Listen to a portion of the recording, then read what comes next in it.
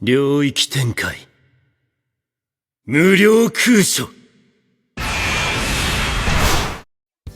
Hey, what up anyone is watching, this is View with Ice and today we are going to be looking at a few of the best shonen anime out now, and to keep this video slightly interesting I'm gonna exclude things like Demon Slayer, Jujutsu Kaisen or anything big that has already been cemented in the anime community. Like and subscribe for more anime related content to come. The only way I can describe this anime is that it is a combination of One Punch Man, Black Clover and Harry Potter. Definitely something you don't think you need until you watch it. In a world where everyone has magic and it also determines your status in society, we find ourselves looking at an MC with no magical ability whatsoever. Even though he possesses no magic, he has been training his body to such a degree that he can actually compete with the magic users of the world. Since the amount of magic you possess is coupled to your status in society, Mass now has the mission of achieving the title of Divine Visionary. This title is awarded to the top students of the Eastern Magical Academy, and if he can get this title, he will automatically have a better life in a society that looks down upon the powerless. Next up we have something that is most likely one of the best fighting related anime that 2023 has to offer, and that is of course going to be Hell's Paradise. It takes a look at a highly skilled killer who goes by the name of Gabimaru the Hollow. Since he is such a formidable fighter, he gets offered the opportunity to find the elixir of life on a mysterious island that has already claimed the lives of 5 expedition teams. In exchange for him completing the suicide mission, he will be pardoned for all of his crimes and escape execution, and now Gabimaru must fight for his freedom to return to the woman that he loves. I don't think that Hell's Paradise is a mind-blowing show by any means, but I also feel that it is a great anime, especially if you are looking for something fighting related. It has all the necessary things you need for a great action anime. Next up we have something fun and easy to watch, and that is Undead Unluck. Our story here follows a young girl with a very unfortunate ability. She has a power called Unluck. It brings the greatest level of misfortune to anyone who touches her. Fuko has had a lot of terrible experiences in her life because no one can come close to her without ending up dead. On the day that she decides to end her life, she meets a man who is incapable of dying. He reminds me a lot of Deadpool because no matter what you do to him, he will regenerate. He shares the desire to die with Fuko because he has been alive for a very long time, but his power doesn't allow him to take his final breath. He decides to stay with Fuko because her power complements him nicely. He wants to end himself and she is essentially a walking disaster waiting to happen, but that wouldn't be the duo's only problems because they would be hunted down by an organization of other power users. Next up we have the reboot of the legendary Samurai X. If you have never watched the original, now is the best time to check it out.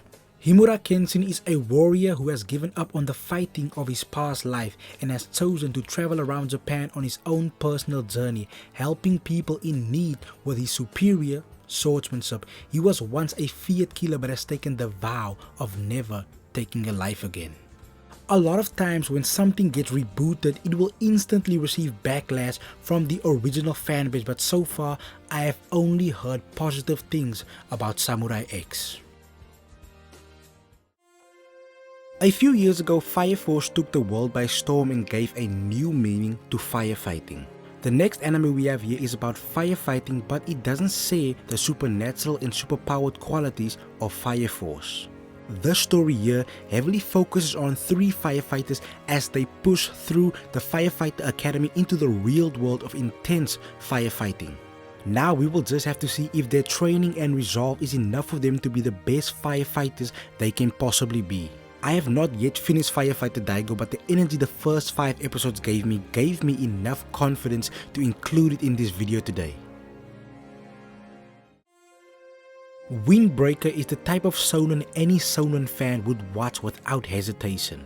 It is one of those types with that classic formula you will see in the majority of shonen where the MC has a goal to reach and nothing will stand in his way of being the strongest. Our MC is Hakura Sakura. Hakura is someone who has been looked down upon for the majority of his life. People have always treated him differently everywhere he goes, and with this, he has grown to have a delinquent-esque personality because he always gets into fights. And because of this, he has become a decent fighter and is always looking for a new challenge, and in looking for new guys to fight, he enrolls at Furin High School as the school has a reputation for having great fighters. His goal here is to become the strongest fighter in the school, but Furin High will turn out to be something completely different from what he was expecting. Windbreaker will be one of the anime that stands out most in 2024. It is very easy to watch and it comes in a kind of attractive packaging that is irresistible for most anime watchers.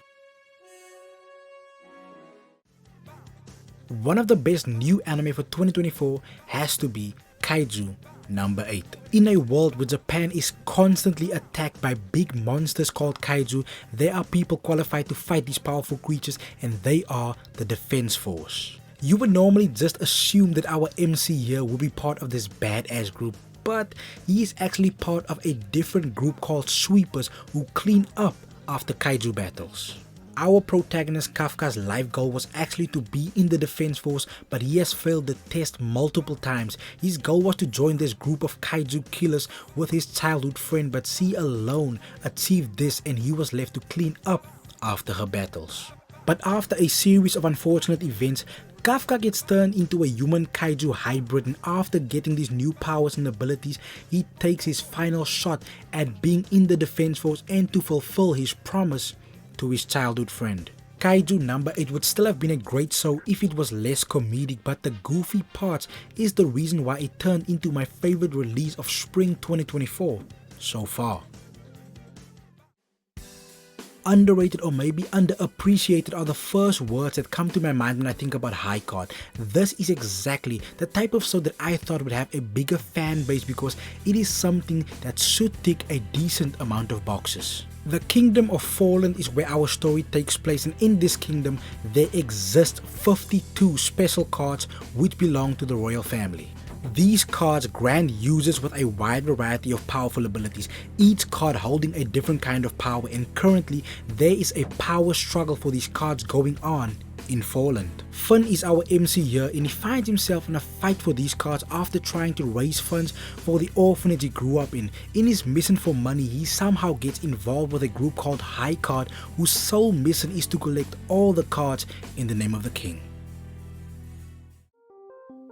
Sanga Frontier was my favorite anime to come out of 2023. The anime that I'm going to talk about after Sanga kind of changed my mind a little, but nonetheless this was one of the best new shonen to touch grass in the year of 2023. Our story here looks at a gamer who loves playing terribly made games, the type of games you don't want to waste your money on, the games that come with a wide variety of glitches and problems that would destroy the average gaming experience. After finally finishing a special kind of terrible game, our MC gets the recommendation to play Sanga Frontier, and as a change of pace, he takes up on the recommendation. Since he has spent most of his life playing those terrible games, he has begun to develop a very unique approach towards gaming, and his different perspective would open up a wide variety of different doors in the virtual world of Sanga Frontier. This specific genre of anime is not my favorite by any means, but this turned out to be a top-notch anime, and I'm eagerly waiting for the second season to come because I believe Sanga Frontier has so much more to offer. I am open to a lot of different genres of anime, but at the same time I can also be somewhat judgmental, and at first glance I wasn't really convinced with the final show on this list today. Well, that was until I actually watched it. At times we can all judge a book by its cover, but I'm really happy that I second guessed my opinion of this book because otherwise I would have missed out on a wonderful story and an incredible adventure. Frieren is an Elvin Mage who was part of the group who defeated the Demon King. The mission to defeat the Demon King lasted 10 years.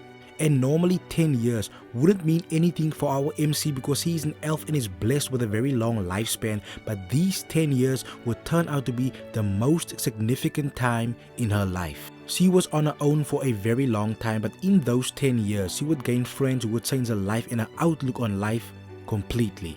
They would all go their separate ways after their victory, but would later on come together to watch the meteor shower. After this final get together, one of her companions would die of old age and Frieren would regret the fact that she never took the time to know him. She would later on in life start a new journey with a new company with the goal of going to the resting place of souls to see her fallen comrade once again and express her feelings, to say what she didn't say when he was alive, and basically just give him the farewell that he initially deserved. If you are a fan of character development, adventure and fantasy, you should watch this without question. Last year I ignored this anime. Sanga Frontier and Heavenly Delusion were my favorite anime to come out of 2023, but I will have to add this beautiful and wonderful story to that list.